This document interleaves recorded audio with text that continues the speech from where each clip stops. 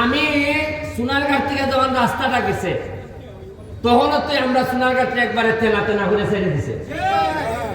আজকে মাধবপুর 1 শতক জায়গা বেচে এরা 15 লাখ 20 লাখ, আর আমরা খালি তোলের দিকে যাই।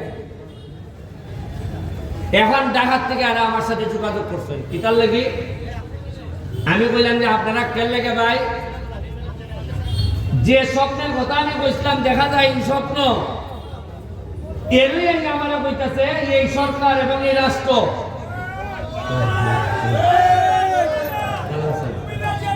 ভালো আছেন? Thank you, thank you. এরই আমার কইতাছে যে ভাই তোমার রাস্তাটা আমরা বড় করে দেব। কেমনে বড় করবা? শায়েস্তা স্টিকার বানা দিব, না বড় করতে করতে বড় কইরা একবারে তেলিয়াবাড়া পর্যন্ত যাইব, জগদীশপুর পর্যন্ত। এর মানে সাইনলেই নিব আপনার যে কষ্টটা আমরা আছি।